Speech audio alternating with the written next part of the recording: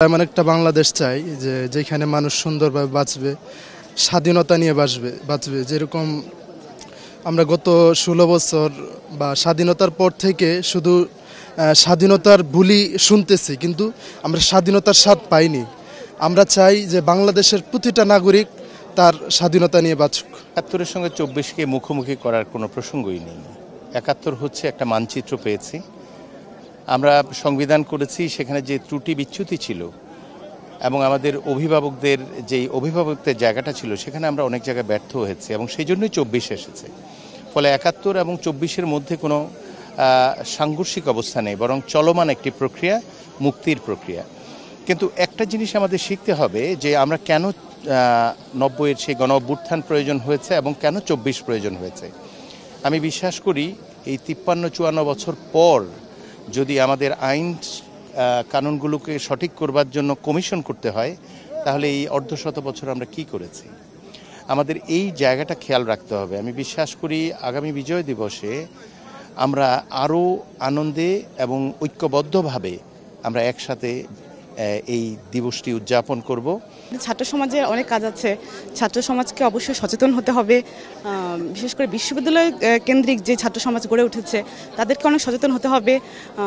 আগে স্বৈরাচার যে কাজগুলো করে গিয়েছে, যেগুলো সমাজকে অনেক ক্ষতি করেছে অলরেডি, তো সেই কাজগুলো করা যাবে না।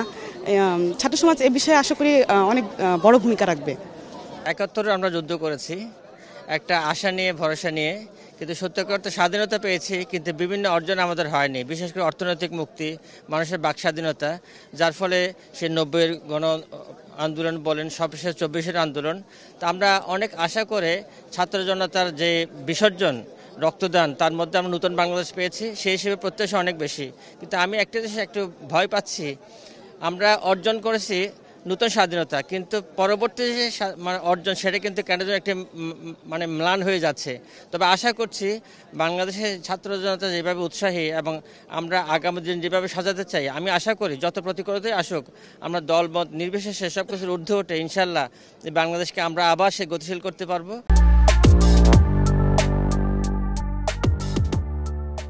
আমরা আন্দোলন থেকে একটা জিনিস দেখতে পেয়েছিলাম যে আন্দোলনটা কিন্তু মোটামুটি দমে গিয়েছিল, কিন্তু সেটা একটা টার্ন নিয়েছিল। আমরা কিন্তু জানতাম না যে আন্দোলনটা টার্ন নেবে।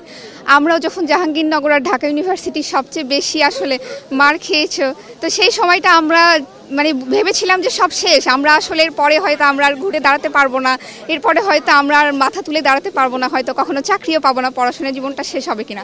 তারপর যখন পুরো দেশের মানুষ চলে এসেছে, ঝাঁপিয়ে পড়েছে আমাদের সঙ্গে, তখন কিন্তু আন্দোলন টার্ন নিয়েছে। এই পয়েন্টটা কিন্তু যদি পুরো দেশের মানুষ না করতে, এটা আমাদের পরিকল্পিত ছিল না। সো সেই ক্ষেত্রে আমরা বলতে পারি যে এটা পূর্ব পরিকল্পিত নয়, এটা ইনস্ট্যান্ট যেভাবে হয়েছে, ইনস্ট্যান্ট সেভাবেই ডিরেকশন এসেছে এবং আমরা একটা নতুন বাংলাদেশ পেয়েছি। তরুণরা যে বিষয়টিকে অনেক সময় আমাদের বিতর্কিত করার চেষ্টা করা হচ্ছে যে ৭১ আর ২৪, যে কোনো ধারাবাহিকতায় বা যে কোনো সৃজনশীলতায় আমরা যদি সংগঠিত হতে চাই, তাহলে বেস বাদ দিয়ে কখনো ভিত্তি বাদ দিয়ে কখনো আসলে একটা দালান বা একটা কাঠামো তৈরি হয় না। আমরা যদি ৭১-কে আমাদের ভিত্তি ধরি, তাহলে ২৪ হচ্ছে আমাদের পুনর্গঠনের একটা প্রক্রিয়া, কিন্তু এটা কখনোই বিতর্কিত হতে পারে না। সুতরাং এখানে বিতর্কের কিছু নেই, বরঞ্চ বর্তমান প্রেক্ষাপটে যেটা সব থেকে বেশি প্রয়োজন, আমাদের সহিংসতা বাদ দিয়ে সহনশীল হওয়াটা খুব প্রয়োজন। সহনশীল ছাড়া আমাদের এই বাংলাদেশকে, আমাদের যে সুন্দর বাংলাদেশ বা আমাদের কি বলা যায়, যে আমাদের বাংলাদেশের যে ধর্ম নিরপেক্ষতা, যে সহবন্ধন, সেই সহবন্ধনকে অটুট রাখার জন্য আমাদের সহনশীলতা এখন সব থেকে বেশি গুরুত্বপূর্ণ এবং রেষারেষি বাদ দিয়ে যার যার দায়িত্বটুকু বুঝে নিয়ে একদম নিবিড়ভাবে সেই দায়িত্বটুকু পালন করা উচিত। তাহলে আমাদের বাংলাদেশ কুলসিত হবে না, আমাদের বাংলাদেশ আলোকিত হবে।